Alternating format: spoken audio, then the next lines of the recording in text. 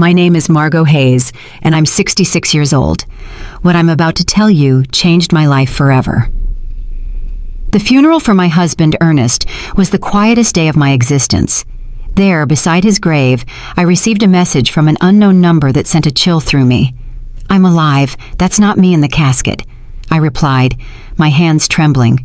"Who are you?" The response took my breath away. "I can't say. They're watching. Don't trust our sons." That moment tore my soul in two. My world crumbled when I saw Charles and Henry, my own sons, standing by the casket with strangely calm expressions. Something was wrong. Their tears seemed forced, their hugs as cold as ice. For 42 years, Ernest had been my partner, my refuge, my reason for living. I met him when I was 24 in the small town of Spring Creek. We grew up on the same dusty back roads, sharing modest dreams. I cleaned houses to support my sick mother, while Ernest repaired bicycles in a small shop he inherited from his father. We were poor, but we were happy. We had something money couldn't buy: real love. I remember the first time he spoke to me. It was a Tuesday morning. I was walking toward the market in my faded green dress and worn-out shoes. He stepped out of his shop with grease-stained hands and smiled at me with a shyness that made me fall in love with him instantly. "Good morning, Margot," he said in a soft voice. "Need me to check out your bike?" I didn't own a bike, but I came up with an excuse just to talk to him. That conversation turned into dates under the big old oak tree in Town Square Park, then into promises of eternal love, and finally, into a simple wedding full of hope. The first few years were hard. We lived in a 2-bedroom house with a tin roof. When it rained, we'd set out pots all over the house to catch the leaks. But we were happy. Ernest worked from sunup to sundown in his shop, and I sewed clothes for the women in town. When Charles was born, I thought my heart would burst with happiness. He was a beautiful baby with his father's big eyes and my smile. 2 years later, Henry arrived, just as perfect. I raised them with all the love in the world, sacrificing my own needs for theirs. Ernest was a wonderful father. He'd take them fishing in the river on Sundays, teach them to fix things with their hands, and tell them stories before bed. I fed them, dressed them, and comforted them when they cried. We were a close family, or so I believed. As they grew up, things started to change. Charles, the oldest, was always ambitious. From a young age, he'd ask why we lived so modestly, why we didn't have a car like other families. Henry followed his lead in everything, as he always had.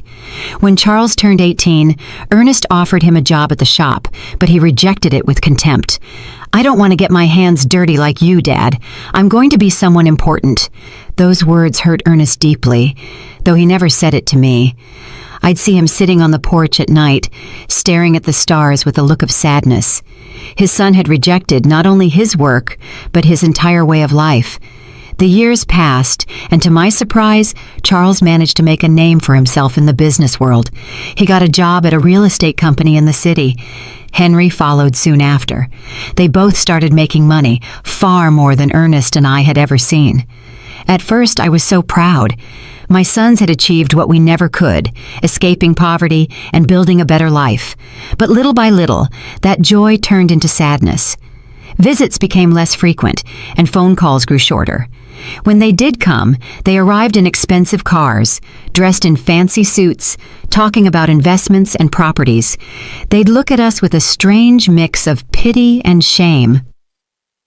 "Mom," Charles said to me during one of their sporadic visits, "you and Dad should move somewhere better. This house is falling apart." He was right. But that house held all our memories. It was where we'd raised our sons, where we'd shared thousands of meals, where we'd grown old together. It wasn't fancy, but it was our home. Ernest, always wise, would tell me, "Margot, money has changed our boys. We aren't enough for them anymore." I resisted believing it. I kept justifying their absences, their brief calls, their broken promises. "They're busy building their lives," I'd tell myself. "Someday they'll be the loving boys we raised again." But in my heart, I knew Ernest was right.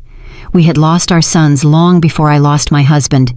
I just didn't know to what extent we had become strangers to them. The most drastic change came when Charles married Jasmine Albright, a woman from the city who never hid her disdain for our simple lifestyle.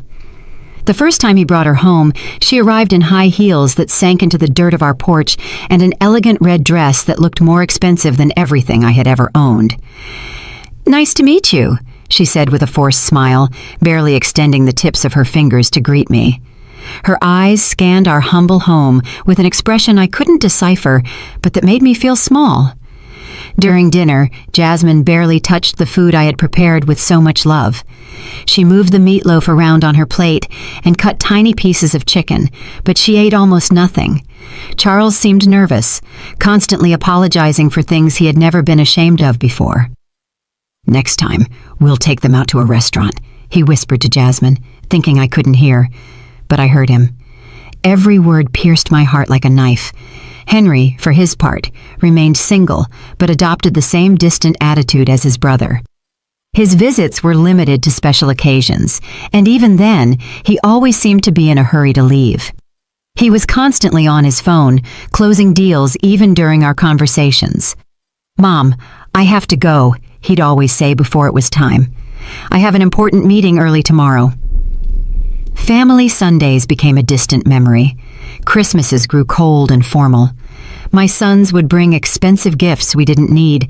They'd stay for 2 or 3 hours and then leave with evident relief. Ernest and I grew old alone, comforting each other. He continued to work in his shop, though his hands no longer had the same strength. I continued with my sewing, but my eyes weren't the same. We made do with our small income, proud not to ask for anything from our successful sons. "Do you know what the saddest part is, Margot?" Ernest said to me one night as we drank coffee on the porch. "It's not that they have money. It's that the money has made them believe we aren't important anymore." He was right, as always. My sons hadn't just changed financially. They had changed in their hearts. We were no longer their beloved parents. We were an uncomfortable reminder of a past they wanted to forget. Things got worse when Charles bought a $200,000 house in an exclusive neighborhood in the city. Henry did the same soon after, investing in a luxury condo that cost $150,000. Suddenly, our sons were owners of fortunes we couldn't even imagine.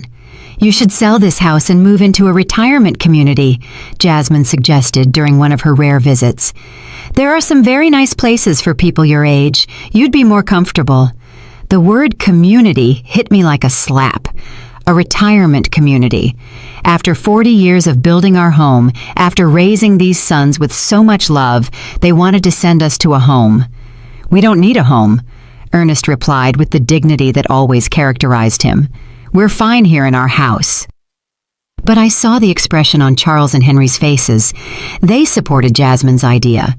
To them, we were a burden, a problem to be solved in the most convenient way. It was then that the more direct suggestions began.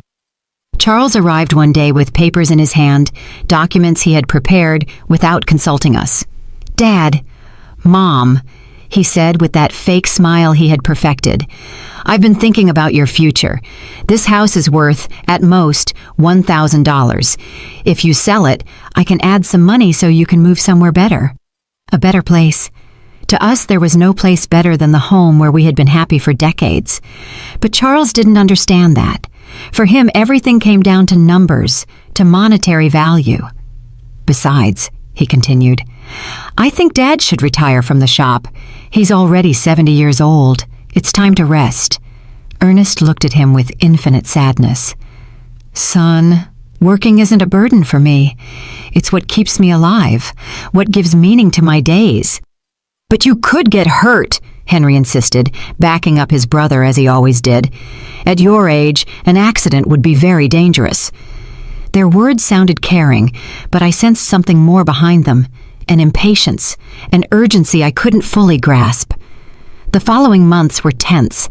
My sons increased the pressure for us to sell the house. They brought real estate agents without telling us. They had it appraised without our permission. They even began to talk about what would be best for everyone. "Look," Charles said to us during one particularly uncomfortable dinner, Jasmine and I have decided to have kids soon. We'll need help with the expenses. If you sell the house and move to a smaller place, that money could be an early inheritance. An early inheritance. He was asking for our inheritance while we were still alive. The audacity of the request left me speechless. Ernest remained calm, but I saw his jaw tense. Son, when your mother and I die, everything we have will be yours. But while we're alive, our decisions are our own. Don't be stubborn, Henry cut in, with a harshness I had never seen from him before. You're old now. You can't keep living in the past. That night, after they left, Ernest and I stayed up talking until dawn. For the first time in our marriage, we discussed the possibility that our sons were not the people we thought we had raised. Something's wrong, Margot, my husband said to me with a look of worry I had never seen in his eyes. This isn't just ambition or impatience. There's something darker behind all this pressure. I had no idea how profoundly correct his words were. I couldn't imagine that my own sons were planning something that would change our lives forever. I didn't know that the tragedy that was coming wouldn't be an accident of fate, but a conspiracy carefully orchestrated by the two people I trusted most in the world. The last normal conversation I had with Charles was 3 weeks before Ernest's death. He came alone, without Jasmine, and looked more serious than usual. Mom, he said, sitting at the kitchen table where he had eaten breakfast so many times as a boy, I want you to know that no matter what happens, Henry and I will always take care of you. His words soothed me at the time, but now, remembering them beside Ernest's grave, they send a shiver down my spine. Why did he say, no matter what happens? What did he know that I didn't? The accident that changed everything happened on a Tuesday morning. Ernest had left early for the shop, as he had done every day for more than 40 years. I was in the kitchen preparing his favorite lunch, meatloaf and mashed potatoes, when the phone rang with an urgency that sent a chill through me. Mrs. Hayes, a voice I didn't know asked. I'm calling from Memorial Hospital. Your husband has been in a serious accident. You need to come immediately. The words blurred in my mind like ink and water. The world stopped. My legs turned to jelly, and I had to grab the doorframe to keep from falling. What happened? Is he okay? Is he alive? Is he in the ICU? Ma'am, please come as soon as possible. The trip to the hospital was a hazy nightmare. My neighbor, Doris, had to drive me because I was shaking so much I couldn't even hold the keys. The whole way there, my mind refused to process what was happening. Ernest was careful, meticulous in his work. How could this have happened? When we got to the hospital, Charles and Henry were already there. That surprised me because no one had notified them yet. At least not me. But in my desperation, I didn't pay attention to that detail. Mom, Charles said, hugging me with a force that seemed genuine. Dad is in bad shape. The doctors say one of the machines at the shop exploded. He has severe burns and a traumatic brain injury. Henry's eyes were red, but something in his expression felt off. He seemed more nervous than sad, like someone waiting for important news rather than someone suffering for his father. Can we see him? I asked, desperate. Only immediate family, one at a time, and for 5 minutes max, the nurse explained. When I entered that ICU room, my heart sank. Ernest was hooked up to a dozen machines with bandages covering most of his face and arms. I barely recognized him. His breathing was labored, artificial, kept going by machines that beeped constantly. I walked up to his bed and took his hand, the only part of his body that seemed intact. Ernest, my love, I'm here. Everything is going to be all right. You're going to recover, just like you always do. For a moment, I felt a slight squeeze in my hand. His eyes moved behind his closed lids. He was fighting. My warrior was fighting to get back to me. The next 3 days were the longest of my life. I practically lived at the hospital, sleeping in the uncomfortable chairs in the waiting room. Charles and Henry took turns accompanying me, but they always seemed more interested in talking to the doctors than in comforting their father. I overheard fragmented conversations that I couldn't fully understand at the time. Henry asked about medical insurance, about the cost of treatment. Charles was on the phone talking about life insurance policies and beneficiaries. Mom, Charles said to me on the second day. We reviewed Dad's insurance. He has a life insurance policy for $50,000. There's also a workers' comp policy that could cover up to $75,000 more. Why was he talking to me about money when Ernest was still fighting for his life? Why was he worried about insurance instead of his father's recovery? I don't care about the money, I responded harshly. I just want your dad to get better. Of course, Mom, he said, but I saw something in his eyes that I didn't like. A coldness, a calculator working while his father lay dying. On the third day, the doctors gave us the most devastating news of my life. Dr. Patterson, an older man with a compassionate expression, gathered us in a small office. Mrs. Hayes, he began softly, your husband's condition is critical. The burns have become infected, and the head trauma is more severe than we initially thought. We have to be realistic about his chances. What does that mean? I asked, though my heart already knew the answer. It means we need to prepare for the worst. Your husband is in an induced coma. We could keep him alive indefinitely, but his quality of life, well, it's highly unlikely he will ever regain consciousness. My world fell apart around me. 42 years of marriage, an entire life built together, and now they were telling me it was all fading away like smoke. We want to try everything, I said through sobs, no matter the cost, no matter how long it takes. But Charles exchanged a look with Henry that deeply unsettled me. Mom, Charles said in a voice that tried to sound understanding, we have to be practical. Dad wouldn't want to live like this.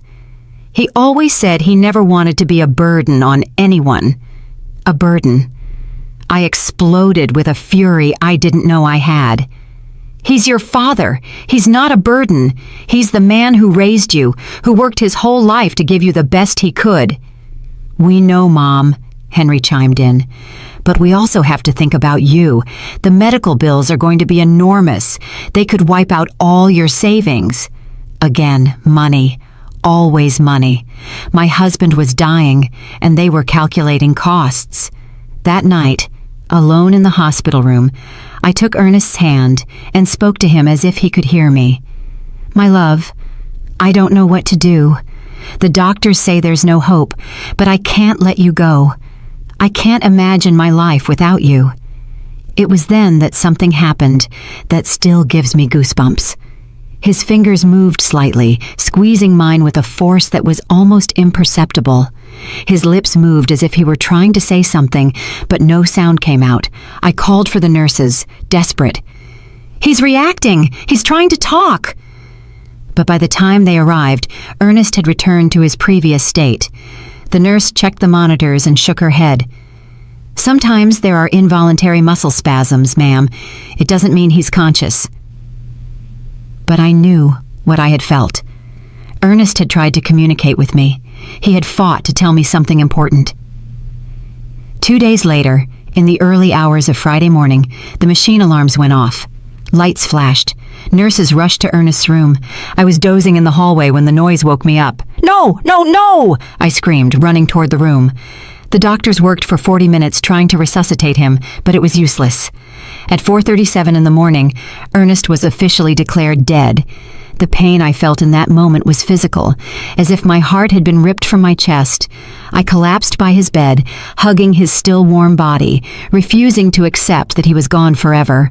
Charles and Henry arrived at the hospital an hour after their father's death. They seemed prepared, as if they had been expecting the call. They brought papers, documents, and phone numbers for funeral homes. We already talked to the Spring Creek Funeral Home, Charles said to me while I was still crying inconsolably. They can pick up the body this morning. We also contacted the insurance, Henry added. The claim process is already underway. How could they be so efficient, so organized, so cold just an hour after losing their father? Something was wrong, but my grief was so intense that I couldn't think clearly. The funeral was scheduled for the following Monday. Charles took care of all the arrangements without really consulting me. He chose the simplest casket, the shortest service, as if he wanted to get it all over with as quickly as possible. It's what Dad would have wanted, he said when I complained about not being included in the decisions. Something simple without a fuss. But Ernest deserved better than this indecent rush to bury him and forget. The day of the funeral arrived, cloudy and cold, as if the sky itself were crying for Ernest. I wore my only black dress, the same one I had worn for my mother's funeral years ago. My hands were shaking so much that Doris had to help me button the small buttons on the back. "Be strong, Margot," my dear friend whispered as she carefully combed my hair. "Ernest would want to see you strong." But I didn't feel strong. I felt empty, like a shell without a soul. 42 years of marriage can't be buried so easily. Every object in the house reminded me of him. His coffee mug on the table, his tools on the porch, his pillow that still held his scent. When we got to the cemetery, I was surprised by how few people had attended. I expected to see more of Ernest's co-workers from the shop, more neighbors, more acquaintances. But it was only Charles, Henry, Jasmine, Doris, me, and the pastor. For a man who had lived 70 years in the same town, who had helped so many people, the funeral seemed strangely empty. "Where are the guys from the shop?" I asked Charles. "We didn't want to bother anyone," he replied quickly. "Dad was a private person. He would have preferred something intimate." But that wasn't true. Ernest loved his community. He cared about his neighbors. He would have wanted them to come say goodbye. Why had Charles decided to make everything so secretive, so rushed? During the service, I watched my sons with a strange emotional detachment. Charles had a solemn expression, appropriate for the occasion, but his eyes constantly darted toward his watch. Henry seemed restless, as if he had more important things to do. Jasmine discreetly checked her phone behind her black veil. This was how they were saying goodbye to their father, with impatience and distractions. The pastor spoke about eternal life, about well-deserved rest, about reuniting with God. His words felt hollow in my shattered heart. I didn't want Ernest to rest in peace. I wanted him to come home with me, for us to keep growing old together, for us to keep drinking coffee on the porch every evening. When it was time to throw dirt on the casket, my legs refused to hold me up. Doris had to support me as I sobbed uncontrollably. The sound of the dirt hitting the wood was final, conclusive, hopeless. It was at that exact moment, standing by my husband's grave, that my phone vibrated. A text message from an unknown number. "I'm alive. That's not me in the casket." My heart stopped. The letters danced in front of my eyes as if I were hallucinating.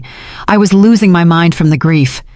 With trembling hands, I replied, "Who are you?" The answer came immediately. "I can't say. They're watching. Don't trust our sons." The phone fell from my hands as if it were burning. Doris bent down to pick it up, but I stopped her abruptly. I couldn't let anyone else see those messages, not until I understood what was happening. "Are you okay, Mom?" Charles asked, approaching with a worried expression. I stared at him, trying to find some clue on his face. His eyes seemed sincere, but now every gesture, every word, every expression felt suspicious. "I'm fine," I lied, putting the phone in my purse. "I just need to go home." On the way back, I couldn't get those messages out of my head. Was it possible that someone was playing a cruel joke at the worst moment of my life? Or was there really a possibility that Ernest was alive? But if he was alive, who had we buried? And if he wasn't alive, who knew enough details about our lives to write something so specific about our sons? That night, alone in my house, which now felt like a tomb, I reviewed every detail of the last few days. Ernest's accident had been strange from the beginning. According to Charles, a machine had exploded in the shop. But Ernest knew every screw and wire in that place. He was meticulous about maintenance, obsessive about safety. Plus, how had my sons gotten to the hospital so quickly if no one had notified them? The hospital had called me first. I was the emergency contact. How did they know about the accident before I did? And then there was the money. From day one, Charles and Henry had talked about insurance, policies, and beneficiaries, as if they had been waiting for this moment, preparing for it. I decided to check Ernest's papers. In his old wooden desk, he kept all his important documents in a metal box. Insurance policies, the deed to the house, shop documents, everything was there. I found the $50,000 life insurance policy that Charles had mentioned. But there was something I didn't remember. The policy had been updated just 6 months earlier, increasing the coverage from $5,000 to $50,000. Why had Ernest increased his life insurance? He had never mentioned that change to me, and more importantly, who had suggested he do it? I kept looking and found something even more disturbing. A workers' comp policy that I didn't know about, purchased just 2 months before his death. $5,000 in case of accidental death on the job. $15,000 in total. A fortune for a family like ours, but also a fortune tempting enough for someone without scruples. My phone vibrated again. Another message from the same unknown number. Check the bank account. See who's been moving money. This time, I didn't hesitate. This person, whoever they were, knew too much to be a prankster. They knew about the insurance. They knew about my sons. They knew details that only someone very close to us could know. The next day, I went to the bank where Ernest and I had kept our account for 30 years. Mrs. Thompson, the manager who had known us forever, greeted me with sincere condolences. "Margot, I'm so sorry about Ernest. He was a good man." "Thank you, Mrs. Thompson. I came to check our accounts. I need to understand our financial situation." She showed me the bank statements from the last 6 months. What I saw froze me. Over the past 3 months, large withdrawals had been made from our savings account. $1,000 in January, $3,000 in February, $4,000 in March. Money that I didn't know had been moved. "Who authorized these withdrawals?" I asked, my voice trembling. "Your husband came in person," Mrs. Thompson explained. "He said he needed the money for repairs at the shop." But I kept the household accounts. I knew exactly how much money we had and what we spent. Ernest had never mentioned expensive repairs at the shop, and we definitely had never talked about withdrawing thousands of dollars from our savings. "Do you have the signatures for those withdrawals?" I asked. She showed me the receipts. Indeed, it looked like Ernest's signature, but something about the handwriting seemed off. It was too shaky, too uncertain for his usually firm, clear script. "Mrs. Thompson," I asked with my heart pounding, "did he come alone to make these withdrawals, or was someone with him?" She thought for a moment. "Now that you mention it, I think he came in with one of your sons once or twice. Charles, I think. He said he was helping his dad with the paperwork because Ernest had trouble reading documents without his glasses." Charles. My son had been involved in money withdrawals I didn't know about, using his father's tired eyes as an excuse. But Ernest saw perfectly well with his glasses, which he never took off during the day. That afternoon, as I looked over the bank receipts again and again, I received another message. The insurance was their idea. They convinced Ernest he needed more protection for you. It was a trap. I could no longer deny the evidence piling up in front of me. The mysteriously increased insurance policies, the unauthorized money withdrawals, Charles's presence in transactions I knew nothing about, his suspicious efficiency in organizing the funeral, his coldness during his father's agony. But the question that terrified me was whether they had really planned Ernest's death, how they had done it, and who was sending me these messages. How did this person know so much about what had happened? The following days became a nightmare of doubt and suspicion. Every one of Charles's smiles, every one of Henry's hugs, every word of condolence felt like a mask hiding something sinister. But I needed more proof before I could accept a truth as horrible as the one taking shape in my mind. My phone kept receiving messages from the mysterious number. "Go to Ernest's shop.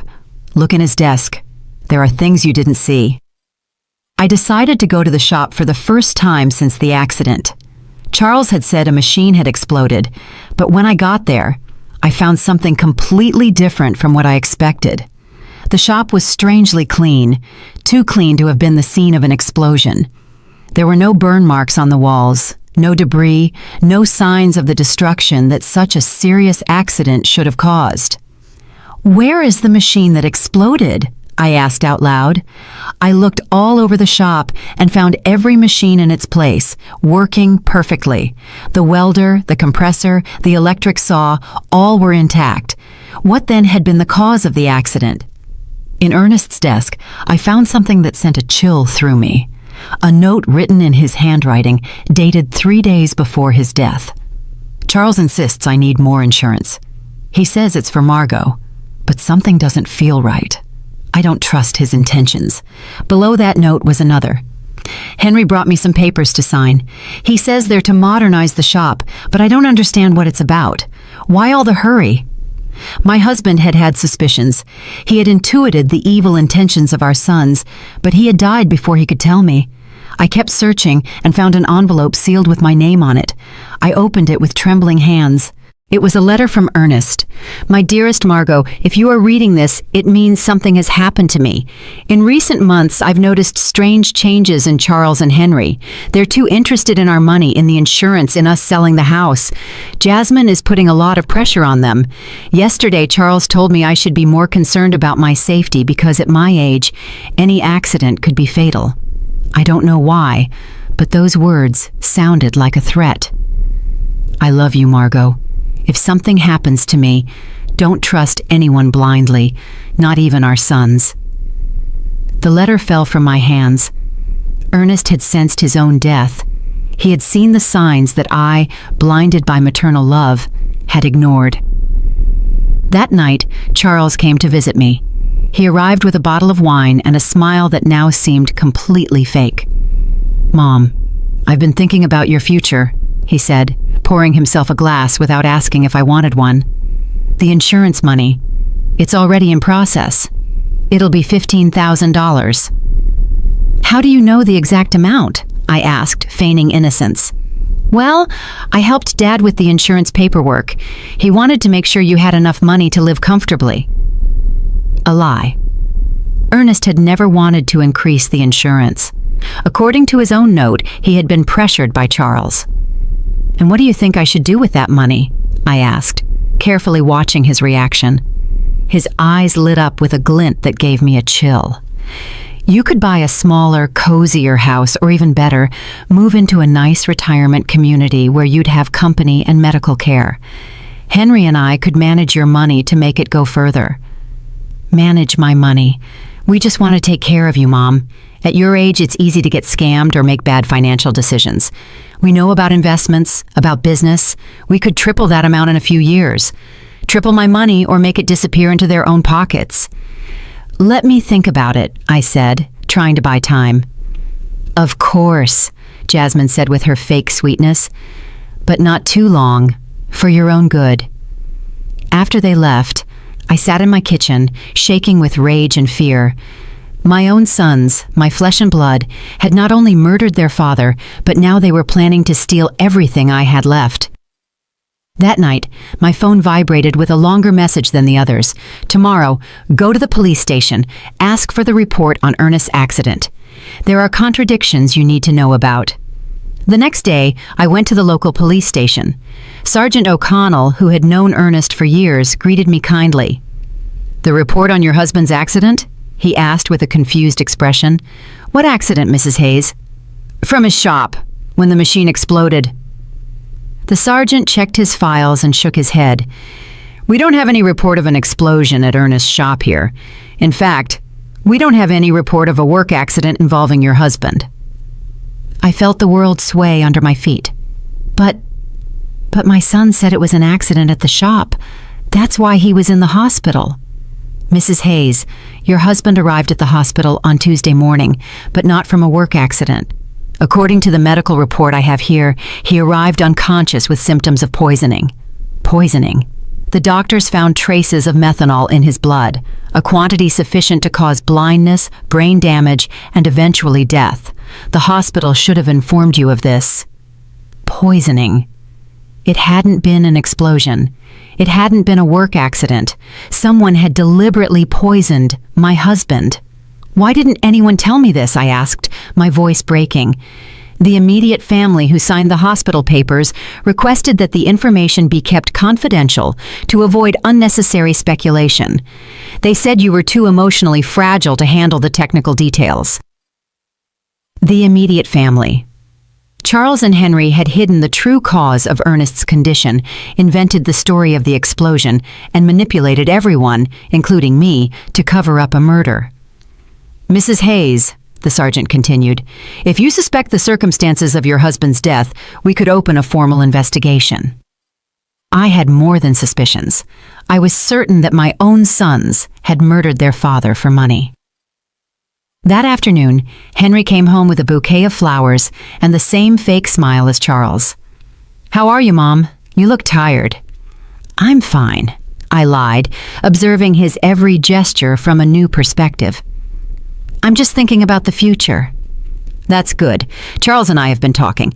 We think you should sell the house soon while it's fresh on the real estate market." "Why the rush?" "Well, old houses lose value quickly, and you need liquidity. Funeral expenses, pending medical bills." More lies. The funeral had been cheap, almost insultingly so, and there were no pending medical bills because the hospital insurance had covered them. "Henry," I said, looking him directly in the eyes, "you knew your dad didn't die from a work accident." For a fraction of a second, I saw panic in his expression, but he recovered quickly. "What are you talking about, Mom?" "I went to the police station. There's no report of an explosion at your dad's shop." This time the panic was more evident. "Mom, you shouldn't be doing things like that. They'll confuse you. The grief is getting to you." "The grief is getting to me, or you've been lying to me." He got up abruptly, spilling the coffee I had poured for him. "I think you need to rest. We'll talk when you're calmer." He left quickly, but not before making a phone call from the porch.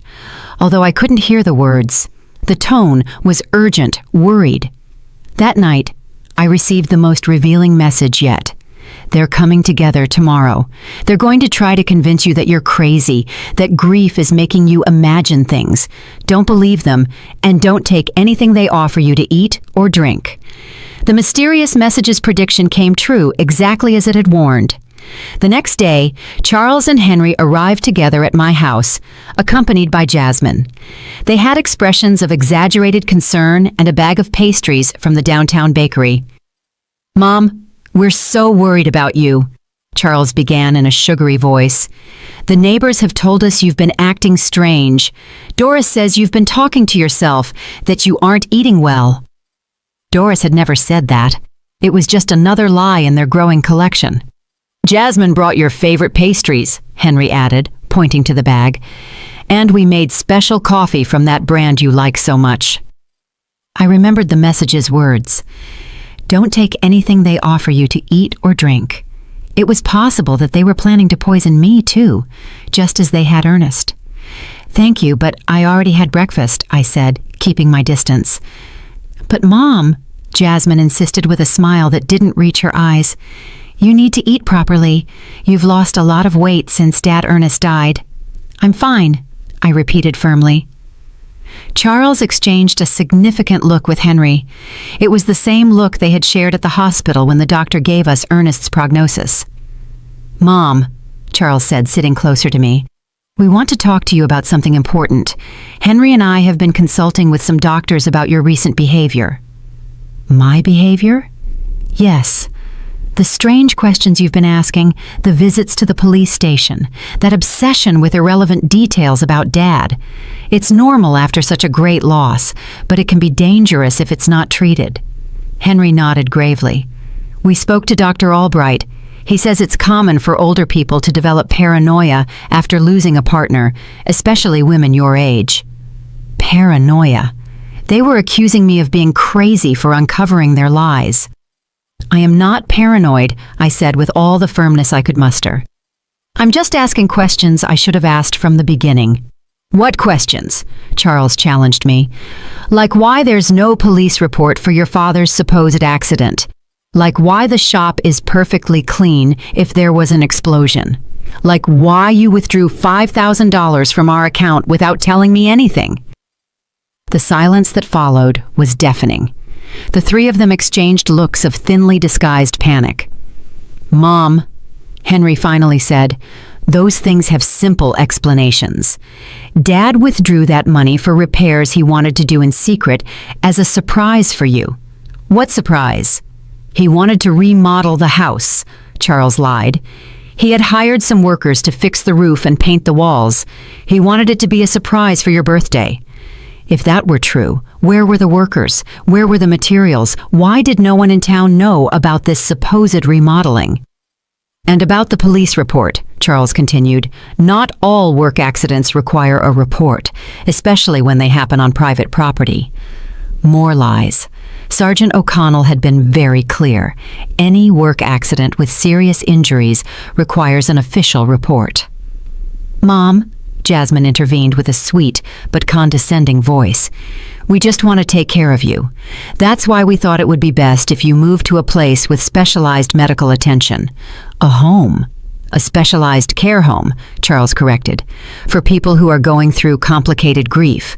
They have psychologists, nurses, activities to keep you busy. And in the meantime, Henry added, we can take care of selling the house, managing the insurance money, all those complicated things you shouldn't have to handle in your current state. There it was, the complete plan. Declare me mentally incompetent, put me in a home, and take control of all my money. First, they had murdered Ernest for the insurance money, and now they wanted to steal from me too. And what if I refuse? I asked them. Why would you refuse? Charles asked with a smile that sent a chill through me. We just want what's best for you. Because this is my house. This is where I built my life with Ernest. This is where I raised you. Mom, Henry said with an exaggerated sigh, you can't live in the past forever. Dad is gone. You have to accept it and move on. I have accepted it, but that doesn't mean I'm going to give away my life and my money. The mask of concern began to crack on my sons' faces. Charles got up abruptly. All right, if you won't listen to reason, we'll have to take more drastic measures. What does that mean? It means we can start a legal process to have you declared mentally incompetent. We have witnesses to your erratic behavior. We have testimony from doctors who confirm you're suffering from senile paranoia. Doctors? What doctors? I hadn't spoken to any doctors about my mental state. Dr. Albright already signed a preliminary report, Henry added. He says that based on our descriptions of your behavior, it's likely you need specialized care. A doctor who had never examined me had signed a report about my mental state based only on what my sons had told him. How much had it cost them to buy that false evaluation? So you can cooperate voluntarily, Charles continued, or we can do it legally, but either way, you're going to get the help you need. It was a direct threat. If I didn't hand over my money voluntarily, they would use the legal system to steal it from me. I need time to think about it, I told them, trying to buy time. Of course, Jasmine said with her false sweetness, but not too much time, for your own good. After they left, I sat in my kitchen, trembling with rage and fear. My own sons, the blood of my blood, had not only murdered their father, but now they were planning to steal everything I had left. That night, my phone vibrated with a message longer than the others. Margot, this is Stephen Callahan, a private investigator. Ernest hired me 3 weeks before he died because he was suspicious of Charles and Henry. They poisoned him with methanol mixed in his breakfast coffee. I have audio evidence of their conversations planning everything. Tomorrow at 3 p.m, go to the corner cafe. Sit at the back table. I'll be there. At last, I would know who had been sending me those messages, and more importantly, I would have the proof I needed to get justice for my husband's death. But I also knew I didn't have much time. Charles and Henry had shown their hand. If I didn't act fast, I'd end up locked in a home while they spent the money that had cost Ernest his life. The war had begun, and even if I was a 66-year-old woman against 2 ruthless men, I had something they didn't. The truth. And the truth, sooner or later, always finds a way to come out. That night, for the first time since Ernest's death, I smiled, because I knew my husband had not died in vain. His caution, his instinct, his decision to hire a private investigator was going to allow me to get justice. Charles and Henry had seriously underestimated their mother. They were about to discover that a woman fighting for the memory of her murdered husband is a force more powerful than all their greed combined.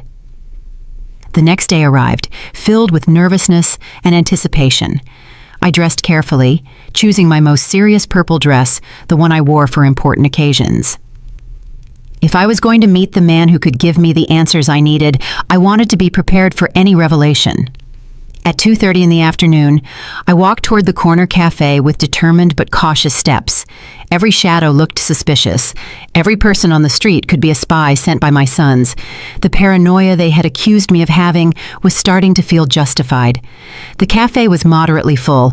I went straight to the back table as I had been instructed. I ordered a chamomile tea and waited, my hands trembling slightly on the worn wooden table. Exactly at 3 on the dot, a man in his 50s approached my table. He was tall and gray-haired, with intelligent eyes and a serious but kind expression. He was carrying a brown folder under his arm. "Mrs. Hayes?" he asked in a low voice. I nodded, not yet trusting my voice. "I'm Stephen Callahan. I'm so sorry for your loss." Ernest was a good man. He sat down across from me and placed the folder on the table. "Before I show you what I have, I need you to know that what you're about to hear and see is going to be very painful. Are you ready?" "I've been getting ready since I received your first message," I replied, with a firmness I didn't know I had. Stephen opened the folder and took out a small voice recorder. "Ernest came to see me a month ago. He was worried about his son's behavior. He hired me to investigate them discreetly." He pressed the play button. Ernest's voice, so familiar and dear, filled the small space between us. "Stephen, I need you to know that if something happens to me, it won't be an accident. Charles and Henry have been pressuring me to increase my life insurance. Yesterday, Charles brought me papers he said were to better protect Margot. But when I read them, I realized there were also clauses that directly benefited them. My heart sped up. Hearing Ernest's voice was like having him back for a few minutes, but his words confirmed my worst suspicions. The recording continued. "Henry has been asking strange questions about my daily routine, what I eat for breakfast, what time I leave the house, if Margot comes to the shop with me. He says it's out of concern, but something about the way he asks worries me." Stephen paused the recording. "This conversation was 3 weeks before his death, but I have something more recent." He played another recording, this time with Charles's voice in the background talking on the phone. "No, we can't wait any longer. The old man is starting to get suspicious. Yesterday he asked me why I was so interested in his insurance. Yes, I already have the methanol. It works perfectly because the symptoms look like a heart attack or a stroke. No, Mom won't be a problem. After Dad dies, she'll be so devastated that we can do whatever we want with her." Tears began to roll down my cheeks. It was the voice of my son, my own son, coldly planning his father's murder. "There's more," Stephen said softly. "This recording is from the day before Ernest's death." A new recording began. This time, it was Henry talking to someone. "Everything's ready. Tomorrow Charles is going to put the methanol in Dad's coffee. We told him it was a special vitamin supplement a doctor recommended. The idiot is going to drink it without suspecting a thing. The symptoms? It'll start with dizziness and confusion, then loss of sight, convulsions, coma. The doctors will think it's a stroke or a heart attack. By the time they realize it's poisoning, it'll be too late." My world completely collapsed. Not only had they planned Ernest's murder, but they had executed it with a coldness that terrified me.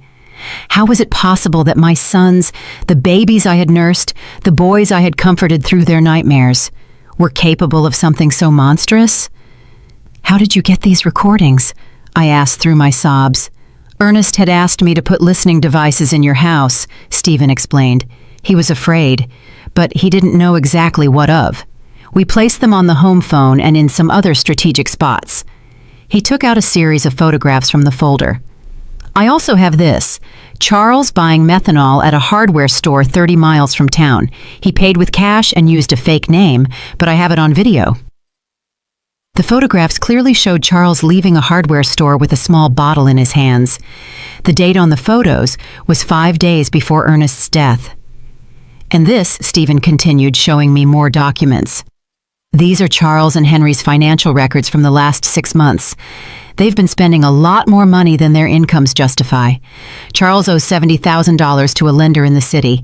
Henry has gambling debts for $40,000. They were desperate." It all started to make sense. It wasn't just greed that had motivated Ernest's murder, it was financial desperation. My sons were ruined and saw their father as a source of easy, fast money. "Why didn't you go to the police immediately after Ernest's death?" I asked him. "Because Charles and Henry are very smart. They bribed the doctor who attended to Ernest at the hospital to change the official diagnosis. Instead of poisoning, the death certificate says heart failure due to complications from a work accident. Without that medical evidence, my recordings might not have been enough for a conviction. But now we have all the evidence together," I said, feeling a mix of pain and determination. "Exactly. And there's one more thing you need to know." My blood ran cold. "What?" "Your sons were planning to kill you too." Stephen played one last recording, this time with Charles and Henry's voices together. "Once we have Dad's insurance money, we need to get rid of Mom too," Charles said. "We can't risk her getting suspicious or anyone else putting ideas in her head." "How?" Henry asked. "The same as with Dad, but this time we can make it look like a suicide from depression. A widow who can't live without her husband. Nobody would question it. And the money? We're her only heirs. Everything would be ours. The house, the savings, the insurance money, almost $200,000 in total." The recording stopped. I was shaking uncontrollably. My sons had not only murdered their father, but they were planning to murder me as well, all for money.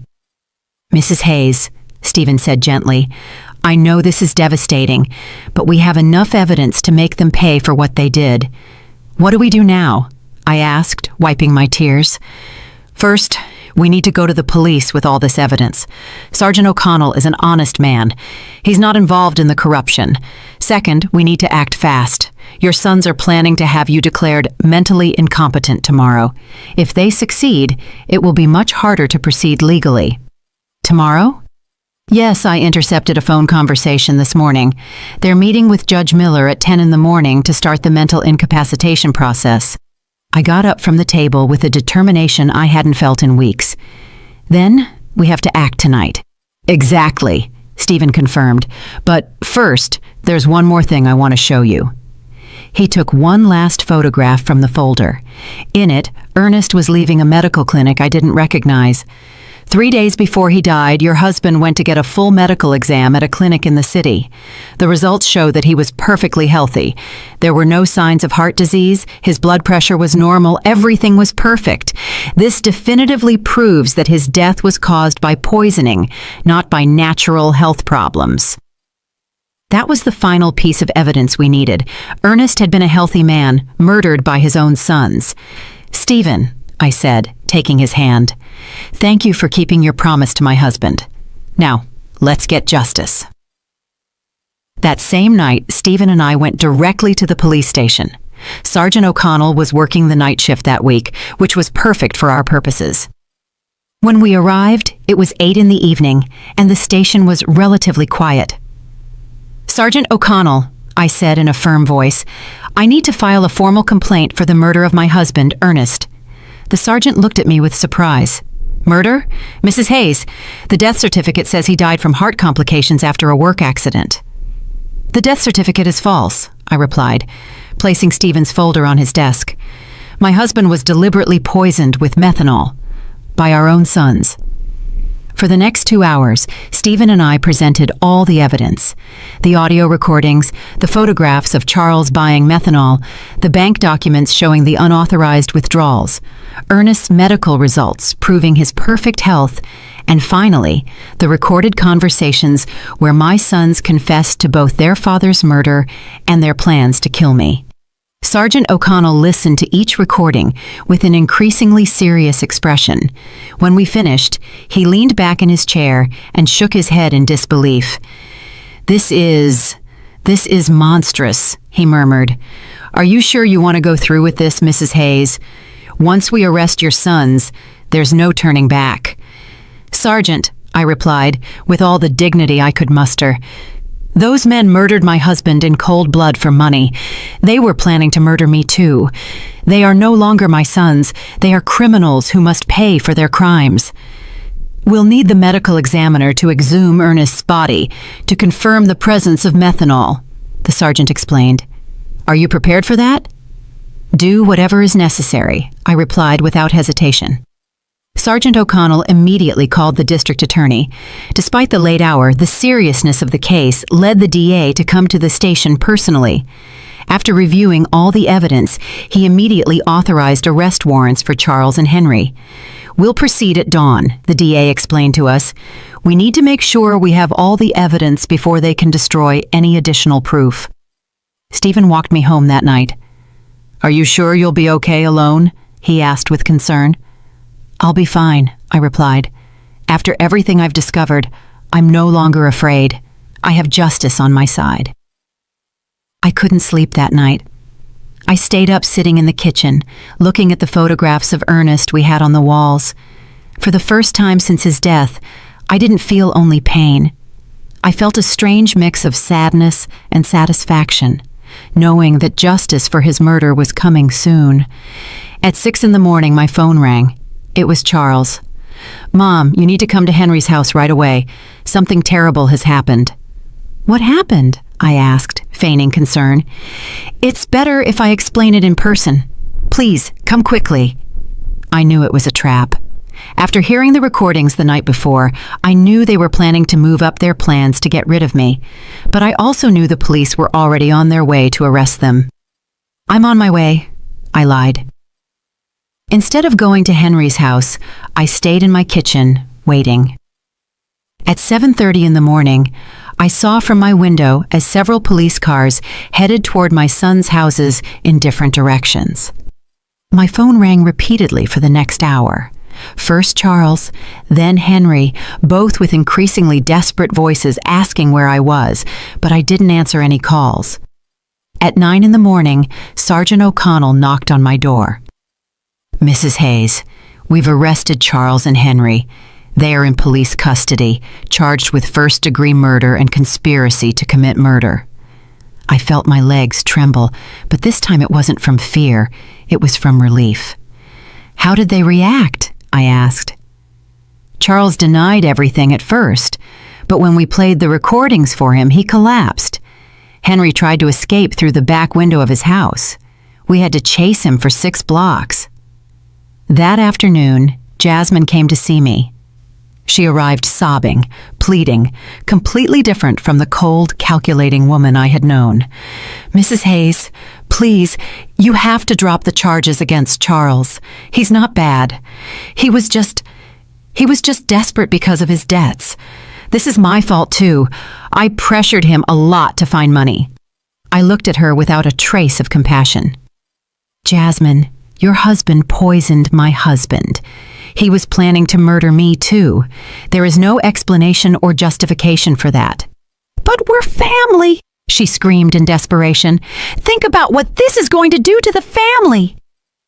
"The family died the day you decided to kill Ernest for money," I replied coldly. "Now please, leave my house." 3 days later, the exhumation of Ernest's body was carried out. The lab results confirmed exactly what Stephen had discovered: lethal levels of methanol in his system, enough to cause all the symptoms he had experienced before his death. The case became a sensation throughout the town.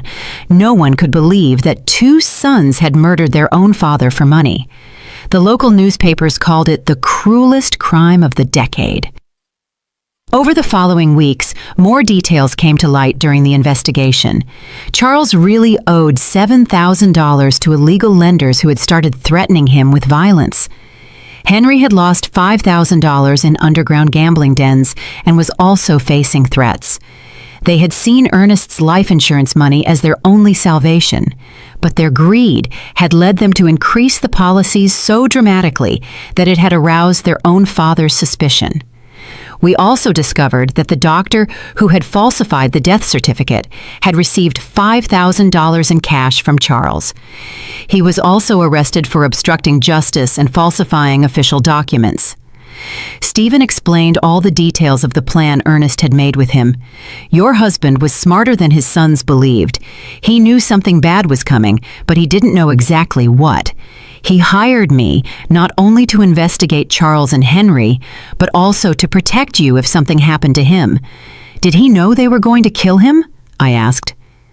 Not exactly, Stephen said, but he suspected his life was in danger. That's why we installed the recording devices. That's why we documented everything. He wanted to make sure that if something happened to him, the truth would come to light. My Ernest, even in his final days, had been protecting me. He had anticipated our son's betrayal and had taken steps to ensure that justice would prevail. The trial was scheduled to begin in 2 months. Both Charles and Henry faced charges of first-degree murder, which in our state carried a sentence of 25 years to life. The day of the trial arrived after 2 months of intense legal preparation. The courtroom was completely full. Reporters from several regional newspapers had come to cover what was already known as the case of the killer sons. The whole town was there. Neighbors, former co-workers of Ernest, even people I barely knew, but who wanted to witness this historic moment of justice. I wore my best black dress, the same one I had worn for our wedding so many years ago, but which now represented mourning and dignity. Stephen accompanied me, sitting by my side throughout the entire process. His presence gave me the strength to face what would be the most difficult day of my life. Charles and Henry entered the courtroom in handcuffs, dressed in orange prison jumpsuits. Seeing my sons like that broke my heart one more time, but I no longer felt pity for them. I only felt a deep sadness for the moral death they had chosen long before they physically murdered their father. The prosecutor presented the case with devastating precision. One by one, the recordings were played for the court. The silence was absolute every time the voices of Charles and Henry were heard, coldly planning Ernest's murder. When the prosecutor played the recording where they planned to kill me too, several people in the audience gasped in horror. One elderly woman got up and left the courtroom crying. I couldn't blame her. It was difficult to process such cruelty. "Ladies and gentlemen of the jury," the prosecutor said during his opening statement, "this is not an ordinary case of family greed. This is a case of cold and calculated premeditation, where 2 men decided to murder the father who had raised them with love and sacrifice, simply because they needed money to pay off their gambling debts and irresponsible loans." Charles and Henry's lawyers tried to present a defense based on desperate circumstances and external influences, but the evidence was overwhelming. The recordings didn't lie, the bank documents didn't lie, the forensic evidence of the methanol in Ernest's body didn't lie. When it was my turn to testify, I walked to the stand with trembling legs, but a clear mind. I had been waiting for this moment for months. "Mrs. Hayes," the prosecutor asked me, "can you tell us what your relationship was like with your sons before your husband's murder?" "I thought I had a good relationship with them," I replied, looking directly at Charles and Henry. "I raised them with love. I sacrificed everything for their well-being. Their father worked from sunup to sundown to give them the best we could. I never imagined that love and sacrifice would become the reason for his murder." "At any point, did you suspect they could harm your husband?" "No. That is the most painful part of all this. I trusted them completely. When they told me Ernest had an accident at his shop, I believed them. When they organized the funeral so quickly, I thought they were being efficient in their grief. I never imagined they were covering up a murder." Charles lowered his head during my testimony. Henry looked at me defiantly, but I saw tears in his eyes. Too late for tears. Too late for regret. The most dramatic moment of the trial came when the prosecutor decided to play the full recording of the conversation where they planned my own murder. Charles's voice filled the courtroom. "Once we have Dad's insurance money, we need to get rid of Mom too. We can't risk her getting suspicious." A murmur of horror swept through the audience. Several people turned to look at me with expressions of disbelief and compassion. "How did you feel when you heard this recording for the first time?" the prosecutor asked me. "I realized that I had lost my 2 sons long before I lost my husband," I replied, my voice cracking but firm. "The babies I nursed, the children I comforted in their nightmares, had died and been replaced by 2 strangers capable of any cruelty for money." The defense tried to cross-examine me. suggesting that maybe I had misinterpreted my son's intentions, that maybe the grief had made me exaggerate the evidence. But the recordings spoke for themselves. Stephen also testified, explaining in detail how Ernest had hired him because he was afraid of his own sons. He described every step of the investigation, every piece of evidence collected, every recorded moment that revealed the truth. The medical examiner presented the results of the exhumation, confirming the lethal presence of methanol in Ernest's body. He explained how this poison acts slowly, causing exactly the symptoms my husband had experienced before he died. After 3 days of devastating testimony, the closing arguments arrived. The prosecutor was crushing. Charles and Henry are not victims of circumstances. They are predators who saw their own parents as financial obstacles that had to be eliminated. They planned, executed, and covered up Ernest's murder, and were planning to do the same to Margot. They don't deserve compassion. They deserve justice. The jury deliberated for 6 hours. When they returned, the silence in the courtroom was absolute. I could hear the beating of my own heart as the judge read the verdict. In the case of the state versus Charles Hayes and Henry Hayes on the charge of first-degree murder of Ernest Hayes, we find the defendants guilty. The courtroom erupted in murmurs and exclamations. Charles collapsed in his chair, finally comprehending the magnitude of what he had done. Henry remained rigid, staring straight ahead with no expression. On the charge of conspiracy to commit murder against Margot Hayes, we find the defendants guilty. The judge proceeded immediately to the sentencing. Charles Hayes and Henry Hayes, for the premeditated murder of your father and the conspiracy to murder your mother, I sentence you to life in prison without the possibility of parole for 30 years. When I heard those words, I felt a gigantic weight lift from my shoulders. Justice. Finally, there was justice for Ernest. After the trial, many people came up to hug me and express their support. Doris cried with me, not from sadness, but from relief. "Margot, Ernest can rest in peace now," she whispered to me. That night, I returned to my house, which now felt different. It was no longer a place of pain and betrayal. It was my home again, the place where Ernest and I had been happy for 42 years. Stephen came to visit me a week after the trial. "How do you feel?" he asked me. "At peace," I answered honestly. "For the first time since Ernest's death, I sleep soundly. I know he is resting because his death did not go unpunished." "And the money, the insurance, the savings?" "I donated the life insurance money to a foundation for victims of family crimes," I explained. "That money was stained with blood. I could never have used it. My personal savings are enough to live modestly for the rest of my days." 6 months after the trial, I received a letter in prison mail. It was from Charles.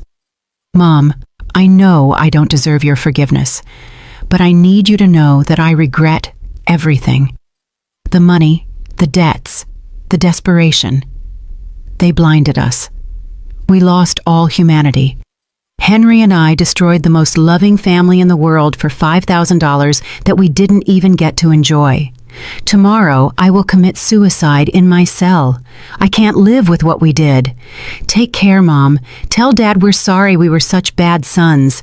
I didn't arrive in time to prevent his suicide." Charles was found hanging in his cell the next day. Henry, upon learning of his brother's death, suffered a complete nervous breakdown and was transferred to the prison psychiatric hospital. Today, 2 years after the trial, I live peacefully in my small house. I have converted Ernest's shop into a garden where I grow flowers to take to his grave every Sunday. Stephen has become a close friend, visiting me regularly to make sure I'm okay. Sometimes the neighbors ask me if I miss my sons. The answer is complicated. I miss the children they were, but those children died long before Ernest did. The men they became were not my sons. They were strangers who shared my blood, but not my heart. I have learned that true family is not defined by blood, but by love, loyalty, and mutual respect. Ernest was my true family for 42 years. The friends who supported me during the trial are my family now. Justice did not bring Ernest back, but it gave me peace. And on quiet nights, when I sit on the porch where we so often drank coffee together, I swear I can feel his presence, proud of me for being strong enough to do the right thing, even when it meant losing my sons forever. 5 years have passed since that terrible day in the cemetery when I received the first message that changed my life forever. Today I am 71 years old, and my completely white hair reflects all the storms I have faced and overcome. But my eyes, my dear friend Doris tells me, shine with a peace they didn't have before. The house where Ernest and I built our dreams is still my refuge. I have made some improvements with the money I had saved. I painted the walls a soft yellow, Ernest's favorite color, and I turned his old shop into the most beautiful garden in the neighborhood. Red roses, white carnations, sunflowers that always seek the sun, just as he taught me to do during our most difficult years. Stephen Callahan became more than just the investigator who helped me get justice. He became my chosen family. He comes to visit me every Wednesday afternoon, and we drink coffee on the porch while he tells me stories about his other cases. He sometimes asks me if I regret reporting my own sons, if it wouldn't have been better to keep the secret and live with the lie. Never, I always answer. The truth hurts, but lies kill the soul. The foundation I established with the life insurance money has become something bigger than I ever imagined. The Ernest Hayes Foundation for Victims of Family Crimes now helps dozens of families every year who have gone through tragedies similar to mine. We have psychologists, lawyers, and private investigators all working so that no other family has to suffer in silence what I suffered. 6 months ago, a 40-year-old woman came to see me. Her name was Eleanor, and she suspected her brother had murdered her mother for the inheritance. Her story was painfully similar to mine. Greedy relatives, pressure to sell properties, strange behavior after the death. The foundation provided her with a private investigator, free legal advice, and psychological support throughout the process. When her brother was convicted of murder 3 months later, Eleanor came to hug me, crying. "Mrs. Hayes, you saved my life. If you hadn't had the courage to report your own sons, I never would have had the courage to report mine." Those are the moments that remind me why all the pain I went through was worth it. Henry is still alive, though he is no longer the same man I knew. After Charles's suicide, his mind completely broke. The doctors say he lives in a constant state of guilt and paranoia, believing that Ernest comes to visit him every night to scold him for the murder. He has tried to commit suicide 3 times, but the prison guards keep him under constant surveillance. I receive letters from him occasionally. They are incoherent, full of desperate apologies and pleas for forgiveness. At first I read them, looking for some trace of the son I raised with so much love. But then I realized that reading those letters only reopened wounds that had already healed. Now I keep them unopened in a shoebox. Maybe someday I'll read them. Maybe not. I have the right to protect my peace of mind. Jasmine disappeared from town immediately after the trial. Someone told me she moved to the city and changed her name. I don't blame her. Carrying the last name of a murderer must not be easy. Sometimes I wonder if she knew what Charles was planning, if she was a silent accomplice to Ernest's murder. But those questions belong to the past, and I have learned to live in the present. The town of Spring Creek will never forget the case. It has become a local legend, a story that parents tell their children as a warning about greed and betrayal. Some see me as a hero, others as a cruel woman who sent her own sons to prison. I don't care what they think. I know the truth, and the truth has given me the peace I needed. My health remains surprisingly good for my age. The doctor says it's because I was finally able to free myself from the stress and sadness I was carrying. The body heals when the heart finds peace, he explained during my last checkup. Sunday mornings are my favorite. I cut fresh flowers from my garden and walked to the cemetery to visit Ernest's grave. His headstone now has an inscription that I had engraved after the trial. Ernest Hayes, beloved husband, betrayed father, honorable man. His love was stronger than his death. I tell him everything that has happened during the week. I talk to him about the foundation, about the families we have helped, about the thank you letters I receive from people who found justice thanks to our story. I swear I can feel his approval in the wind that moves the leaves of the nearby trees. "Do you know what's strangest, my love?" I said during my last visit. "I no longer feel pain when I think of Charles and Henry. I only feel pity. Pity because they had all the love in the world and they chose hate. They had a family that adored them and they chose betrayal. They had the opportunity to be honorable men like you and they chose to be murderers." Last week, a reporter from the city came to interview me for a documentary about family crimes.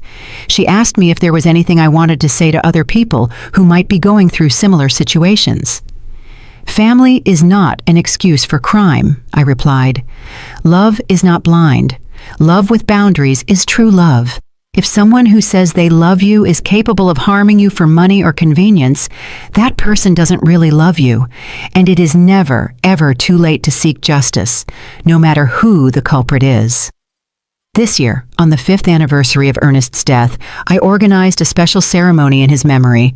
More than 200 people came: neighbors, members of the foundation, families we have helped, local authorities. It was beautiful to see how his death, which began as a tragedy, had become a force for good in so many lives. Stephen gave an emotional speech. Ernest Hayes died because of his son's greed, but his legacy lives on in every family that finds justice thanks to his wife's courage.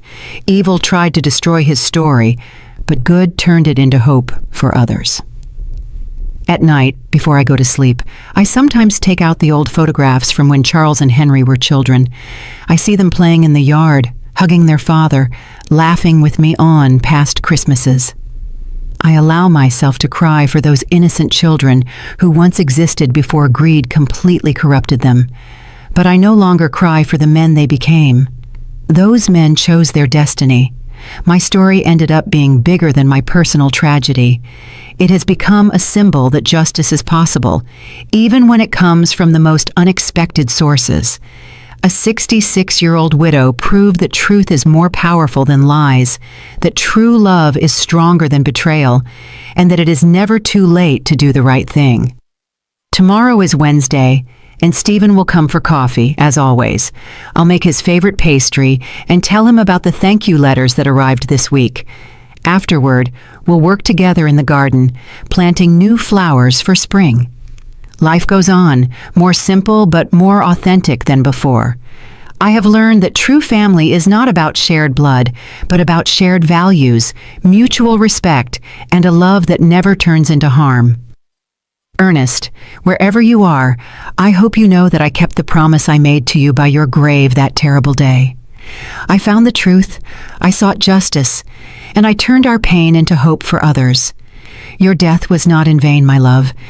Did you like my story? And which city are you listening from? Let's meet in the comments. If you like the story, you can support me by sending a super thanks so I can keep bringing more stories like this. Thank you so much for your sweet support. I'm looking forward to your comments on the story. On the screen, you can see 2 new life stories that I highly recommend. There's so much more on my channel. Don't forget to subscribe. See you in the next life story with love and respect.